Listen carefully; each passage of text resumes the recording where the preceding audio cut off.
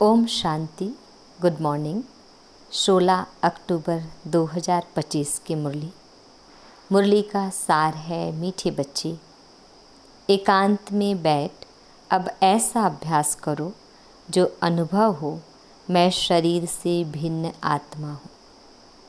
इसको ही जीते जी मरना कहा जाता है।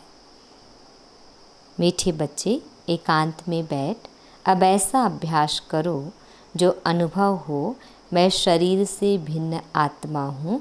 इसको ही जीते जी मरना कहा जाता है। प्रश्न है, एकांत का अर्थ क्या है?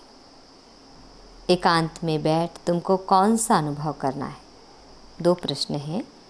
एकांत का अर्थ क्या है? इसका उत्तर है, एकांत का अर्थ है एक की याद में इस शरीर का अंत हो। अर्थात एकांत में बैठ ऐसा अनुभव करो कि मैं आत्मा इस शरीर अर्थात चमड़ी को छोड़ बाप के पास जाती हूँ। दूसरा प्रश्न है, एकांत में बैठ तुमको कौन सा अनुभव करना है? उसका उत्तर है, कोई भी याद न रहे। बैठे बैठे अशरीरी हो जाओ, जैसे कि हम इस शरीर से मर गए। बस हम आत्मा हैं, शिव बाबा के बच्चे हैं। इस प्रैक्टिस से देहभान टूटता जाएगा। ओम शांति। डिटेल है, बच्चों को बाप पहले पहले समझाते हैं कि मीठे मीठे बच्चों, जब यहाँ बैठते हो तो अपने को आत्मा समझ बाप को याद करते रहो और कोई तरफ बुद्धि नहीं जानी चाहिए। यह तुम बच्चे जानते हो, हम आत्मा है। पार्ट हम आत्मा बजाते हैं इस शरीर द्वारा। आत्मा अविनाशी, शरीर विनाशी है। तो तुम बच्चों को देही अभिमानी बन बाप की याद में रहना है। हम आत्मा है, चाहे तो इन ऑर्गन से काम लेवे व ना लेवे, अपने को शरीर से अलग समझना चाहिए। बाप कहते हैं, अपने को आत्मा समझो, देह को भूलते जाओ। हम आत्मा इंडिपेंडेंट है। हमको सिवाय एक बाप की और कोई को याद नहीं करना है। जीते जी मौत की अवस्था में रहना है। हम आत्मा का योग रहना है। अब बाप के साथ, बाकी तो दुनिया से, घर से मर गए। कहते हैं ना, आप मुए मर गई दुनिया। अब जीते जी तुमको मरना है। हम आत्मा शिव बाबा के बच्चे हैं। शरीर का भान उड़ाते रहना चाहिए। बाप कहते हैं, अपने को आत्मा समझो और मुझे याद करो। शरीर का भान छोड़ो। यह पुराना शरीर है ना, पुरानी चीज को छोड़ा जाता है ना। अपने को अशरीरी समझो। अभी तुमको बाप को याद करते करते बाप के पास जाना है। ऐसे करते करते फिर तुमको आदत पड़ जाएगी। अभी तो तुमको घर जाना है, फिर इस पुरानी दुनिया को याद क्यों करें? एकांत में बैठ ऐसे अपने साथ मेहनत करनी है। भक्ति मार्ग में भी कोठरी में अंदर बैठ माला फेरते हैं, पूजा करते हैं। तुम भी एकांत में बैठ यह कोशिश करो तो आदत पड़ जाएगी। तुमको मुख से तो कुछ बोलना नहीं है, इसमें है बुद्धि की बात। शिव बाबा तो है सिखलाने वाला। उनको तो पुरुषार्थ नहीं करना है, यह बाबा पुरुषार्थ करते हैं। वह फिर तुम बच्चों को भी समझाते हैं। जितना हो सके ऐसे बैठकर विचार करो। अभी हमको जाना है अपने घर। इस शरीर को तो यहाँ छोड़ना है। बाप को याद करने से ही विक्रम विनाश होंगे और आयु भी बढ़ेगी। अंदर यह चिंतन चलना चाहिए, बाहर में कुछ बोलना नहीं है। भक्ति मार्ग में भी ब्रह्म तत्व को या कोई शिव को भी याद करते हैं, परंतु वह याद कोई यथार्थ नहीं है। बाप का परिचय ही नहीं तो याद कैसे करें। तुमको अब बाप का परिचय मिला है। सवेरे सवेरे उठकर एकांत में ऐसे अपने साथ बातें करते रहो, विचार सागर मंथन करो, बाप को याद करो। बाबा, हम अभी आया कि आया आपकी सच्ची गोद में, वह है रूहानी गोद। तो ऐसे ऐसे अपने साथ बातें करनी चाहिए। बाबा आया हुआ है। बाबा कल्प कल्प आकर हमको राजयोग सिखलाते हैं। बाप कहते हैं मुझे याद करो और चक्र को याद करो। स्वदर्शन चक्रधारी बनना है। बाप में ही सारा ज्ञान है, न चक्र का। वह फिर तुमको देते हैं। तुमको त्रिकालदर्शी बना रहे हैं। बाबा क्या कह रहे हैं? बाप में ही सारा ज्ञान है ना चक्र का, वह फिर तुमको देते हैं। तुमको त्रिकालदर्शी बना रहे हैं। तीनों कालों अर्थात आदि मध्य अंत को तुम जानते हो। बाप भी है परमात्मा, उनको शरीर तो है नहीं। अभी इस शरीर में बैठ तुमको समझाते हैं। यह वंडरफुल बात है। भागी रथ पर विराजमान होंगे तो जरूर दूसरी आत्मा है। बहुत जन्मों के अंत का जन्म इनका है, ब्रह्मा बाबा का। नंबर 1 पावन वही, फिर नंबर 1 पतित बनते हैं। वह अपने को भगवान विष्णु आदि तो कहते नहीं। यहाँ एक भी आत्मा पावन है नहीं, सब पतित ही है। तो बाबा बच्चों को समझाते हैं, ऐसे ऐसे विचार सागर मंथन करो तो इससे तुमको खुशी भी रहेगी। इसमें एकांत भी जरूर चाहिए। एक की याद में शरीर का अंत होता है, उनको कहा जाता है एकांत। यह चमड़ी छूट जाएगी। सन्यासी भी ब्रह्म की याद में व तत्व की याद में रहते हैं। उस याद में रहते रहते शरीर का भान छूट जाता है। बस हमको ब्रह्म में लीन होना है, ऐसे बैठ जाते हैं। तपस्या में बैठे बैठे शरीर छोड़ देते हैं। भक्ति में तो मनुष्य बहुत धक्के खाते हैं। इसमें धक्के खाने की बात नहीं, याद में ही रहना है। पिछाड़ी में कोई याद ना रहे। गृहस्थ व्यवहार में तो रहना ही है, बाकी टाइम निकालना है। स्टूडेंट को पढ़ाई का शौक़ होता है ना, यह पढ़ाई है।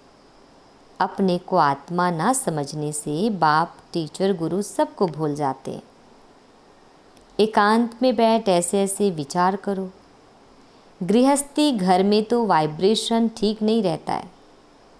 बाबा कह रहे हैं गृहस्थी घर में तो वाइब्रेशन ठीक नहीं रहता है। अगर अलग प्रबंध है तो एक कोठरी में एकांत में बैठ जाओ। माताओं को तो दिन में भी टाइम मिलता है, बच्चे आदि स्कूल में चले जाते हैं। जितना टाइम मिले यही कोशिश करते रहो। तुमको तो एक घर है, बाप को तो कितने ढेर की ढेर दुकान है, और ही वृद्धि होती जाएगी। मनुष्यों को तो धंधे आदि की चिंता होती है तो नींद भी फिट जाती है। यह व्यापार भी है ना। जितना बड़ा सर्राफ है, कितना बड़ा मट्ठा सट्टा करते हैं। पुराने शरीर आदि लेकर नया देते हैं, सबको रास्ता बताते हैं। यह भी धंधा उनको करना है। यह व्यापार तो बहुत बड़ा है। व्यापारी को व्यापार का ही ख्याल रहता है। बाबा ऐसे ऐसे प्रैक्टिस करते हैं, फिर बतलाते हैं ऐसे ऐसे करो।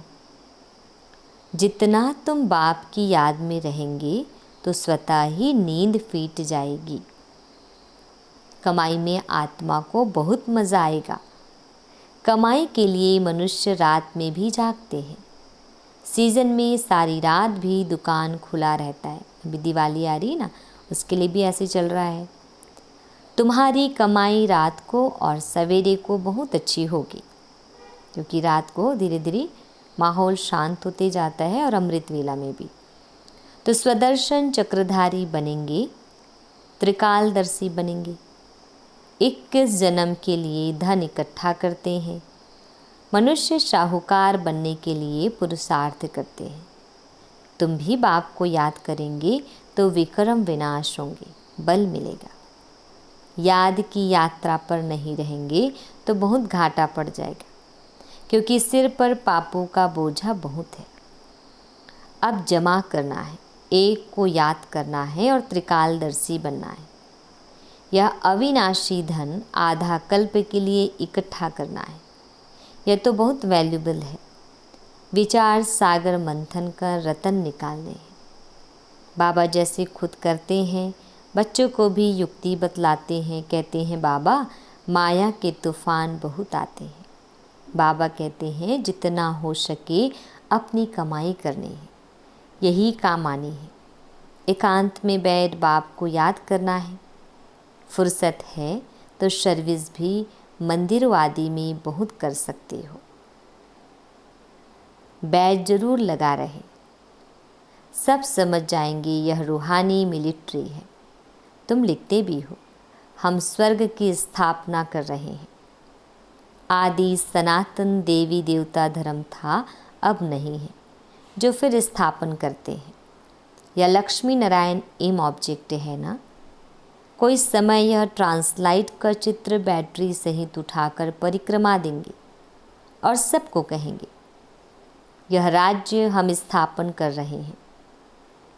यह चित्र सबसे फर्स्ट क्लास है। यह चित्र बहुत नामी ग्रामी हो जाएगा। लक्ष्मी नारायण सिर्फ एक तो नहीं थे, उन्हों की राजधानी थी ना। यह स्वराज्य स्थापन कर रहे हैं। अब बाप कहते हैं मन मना भव। बाप को याद करो तो विक्रम विनाश होंगे। कहते हैं हम गीता का सप्ताह मनाएंगे। यह सब प्लान कल्प पहले मुआफिक बन रहे हैं।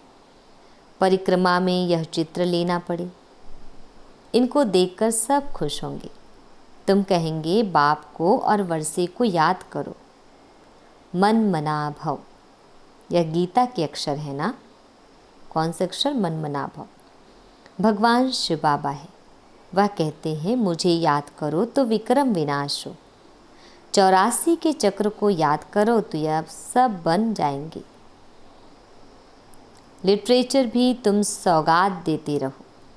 लिटरेचर माना जो भी बुक्स वगैरह हैं सब दूसरे को देते रहेंगे तो क्या होगा? एक सेवा होगी। शिव बाबा का भंडारा तो सदा भरपूर है, आगे चलकर बहुत सर्विस होगी। एम ऑब्जेक्ट कितनी क्लियर है।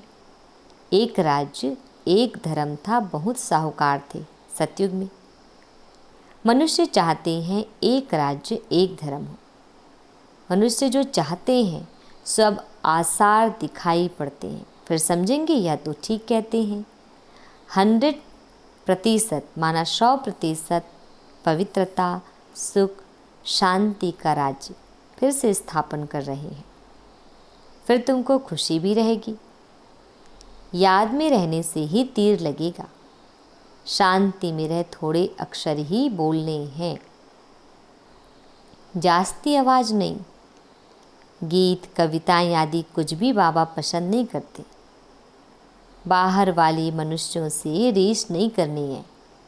बाबा क्या कह रहे हैं? बहुत ज़्यादा गीत कविताएं आदि नहीं चलानी चाहिए। जितना हो सके शांति की अनुभूति कराएं।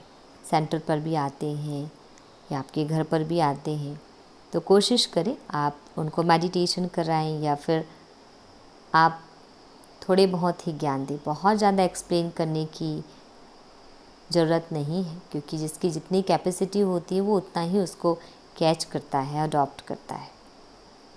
तो बाहर वाले मनुष्यों से रीस नहीं करनी है, किसी से रीस नहीं करनी है। तुम्हारी बात ही और है। अपने को आत्मा समझ बाप को याद करना है बस। स्लोगन भी अच्छे हो जो मनुष्य पढ़कर जागे। बच्चे वृद्धि को पाते रहते हैं, खजाना तो भरपूर रहता है। बच्चों का दिया हुआ फिर बच्चों के काम में ही आता है। बाप तो पैसे नहीं ले आते हैं, तुम्हारी चीज़ें तुम्हारे काम में आती है। भारतवासी जानते हैं हम बहुत सुधार कर रहे हैं। 5 वर्ष के अंदर इतना अनाज होगा जो अनाज की कभी तकलीफ़ नहीं होगी। और तुम जानते हो ऐसी हालत होगी जो अन्न खाने के लिए नहीं मिलेगा। ऐसे नहीं अनाज कोई सस्ता होगा। तुम बच्चे जानते हो हम 21 जन्म के लिए अपना राज्य भाग्य पा रहे हैं। यह थोड़ी बहुत तकलीफ़ तो सहन करनी ही है। कहा जाता है खुशी जैसी खुराक नहीं। अतीन्द्रिय सुख गोप गोपियों का गाया हुआ है। ढेर बच्चे हो जाएंगे, जो भी सैम्पलिंग वाले होंगे वह आते जाएंगे। झाड़ यहाँ ही बढ़ना है ना, स्थापना हो रही है। और धर्मों में ऐसा नहीं होता है, वह तो ऊपर से आते हैं। यह तो जैसे कि झाड़ स्थापन हुआ ही पड़ा है। इसमें फिर नंबरवार आते जाएंगे, वृद्धि को पाते जाएंगे। तकलीफ़ कुछ नहीं, उन्हों को तो ऊपर से आकर पाठ बजाना ही है। इसमें महिमा की क्या बात है। धर्म स्थापक की पिछाड़ी आते रहते हैं। जितने भी हमारे धर्म स्थापक हैं सब ऊपर से आए और सब अपना विशेष कार्य किया। तो उन सब का पार्ट है, विशेष रोल है इस ड्रामा में। वह शिक्षा क्या देंगे सद्गति की? कुछ भी नहीं। सद्गति दाता कौन है? परमात्मा। तो वही ही देते हैं हम सबको सद्गति। क्योंकि जो हमारे धर्म स्थापक हैं, धर्म संस्थापक हैं, उनके भी पिता कौन है? परमात्मा ही है, भगवान है। तो यहाँ तो बाप भविष्य देवी देवता धर्म की स्थापना कर रहे हैं। संगम युग पर नया सैम्पलिंग लगाते हैं ना, अभी युग चल रहा है। पहले पौधों को गमले में लगाकर फिर नीचे लगा देते हैं, वृद्धि होती जाती है। तुम भी अब पौधा लगा रहे हो, फिर सतयुग में वृद्धि को पाए राज्य भाग्य पाएंगे। तुम नई दुनिया की स्थापना कर रहे हो। मनुष्य समझते हैं अर्जुन कलयुग में बहुत वर्ष पड़े। अभी कलयुग में बहुत वर्ष पड़े हैं क्योंकि शास्त्रों में लाखों वर्ष लिख दिए। समझते हैं कलयुग में अभी 40,000 वर्ष पड़े हैं। तो इसलिए क्या कहा जाता है? कलयुग अभी बच्चा है। लेकिन कलयुग अभी बच्चा नहीं है, बल्कि थोड़ा सा बचा है। फिर बाप आकर नई दुनिया बनाएंगे। कई समझते हैं यह वही महाभारत लड़ाई है, गीता का भगवान भी जरूर होगा। तुम बतलाते हो श्री कृष्ण तो था नहीं। बाप ने समझाया है श्री कृष्ण तो 84 जन्म लेते हैं, एक फीचर्स ना मिले दूसरे से। तो यहाँ फिर श्री कृष्ण कैसे आएंगे? कोई भी इन बातों पर विचार नहीं करते। तुम समझते हो श्री कृष्ण स्वर्ग का प्रिंस, वह फिर द्वापर में कहाँ से आएगा? इस लक्ष्मी नारायण के चित्र को देखने से ही समझ में आ जाता है। शिव बाबा यह वर्षा दे रहे हैं। सतयुग की स्थापना करने वाला बाप ही है। यह गोला, झाड़ आदि के चित्र कम थोड़े ही है। एक दिन तुम्हारे पास यह सब चित्र ट्रांसलाइट के बन जाएंगे। फिर सब कहेंगे हमको ऐसे चित्र ही चाहिए। इन चित्रों से फिर विहंग मार्ग की सर्विस हो जाएगी।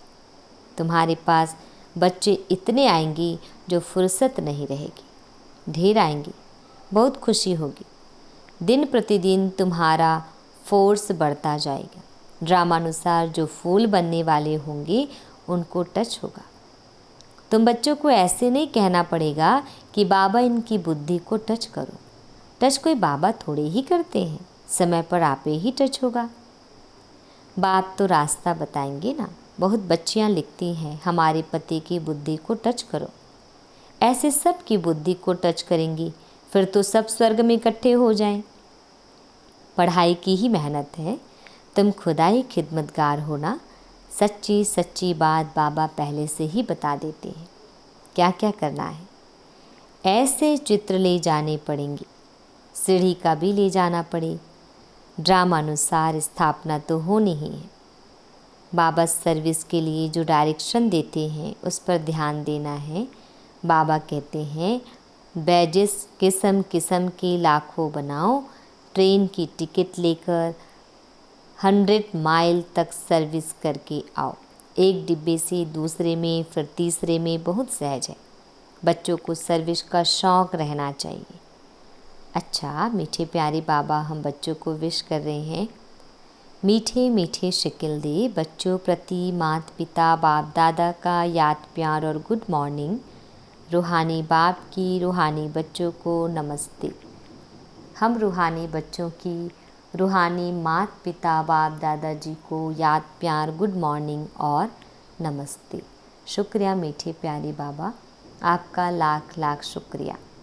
धारणा के लिए मुख्य सार है, फर्स्ट पॉइंट है विचार सागर मंथन कर अच्छे अच्छे रतन निकालने हैं, कमाई जमा करनी है, सच्चा सच्चा खुदाई खिदमतगार बन सेवा करनी है। सेकंड पॉइंट है पढ़ाई का बहुत शौक़ रखना है, जब भी समय मिले एकांत में चले जाना है। ऐसा अभ्यास हो जो जीते जी इस शरीर से मरे हुए हैं, इस स्टेज का अनुभव होता रहे, देह का भान भी भूल जाए। वरदान अपने मूल संस्कारों के परिवर्तन द्वारा विश्व परिवर्तन करने वाले उदाहरण स्वरूप भव। अपने मूल संस्कारों के परिवर्तन द्वारा विश्व परिवर्तन करने वाले उदाहरण स्वरूप भव। डिटेल है हर एक में जो अपना मूल संस्कार है, जिसको नेचर कहते हो, जो समय प्रति समय आगे बढ़ने में रुकावट डालता है, उस मूल संस्कार का परिवर्तन करने वाले उदाहरण स्वरूप बनो, तब संपूर्ण विश्व का परिवर्तन होगा। अब ऐसा परिवर्तन करो जो कोई यह वर्णन ना करे कि इनका यह संस्कार तो शुरू से ही है। जब परसेंटेज में अंश मात्र भी पुराना कोई संस्कार दिखाई न दे, वर्णन ना हो, तब कहेंगे यह संपूर्ण परिवर्तन के उदाहरण स्वरूप है। स्लोगन अब प्रयत्न का समय बीत गया, इसलिए दिल से प्रतिज्ञा कर जीवन का परिवर्तन करो। अब प्रयत्न का समय बीत गया, इसलिए दिल से प्रतिज्ञा कर जीवन का परिवर्तन करो।